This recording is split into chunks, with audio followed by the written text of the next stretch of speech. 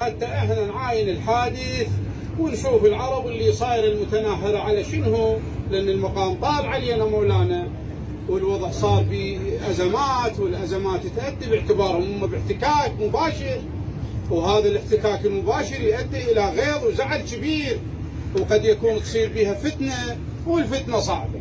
النتيجة اضطرينا انه نتدخل بيناتنا، طبينا على جماعنا هذا ردا على سؤال الشيخ.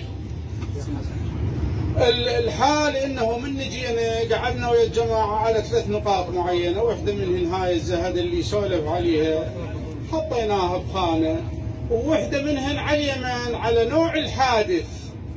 نوع الحادث عربناه انا والشيخ، عربناه حطيناه بخانة الطيش. ليش بخانة الطيش؟ لأنه هذا أولا بالنسبة إلى لا مزامط وياه بالليل وغذاء بالنهار، لا عنده فرد قضية معينة وعتبة دين طلب عرض أمر معين كبير حتى الحال يحول على هاي الطريقة.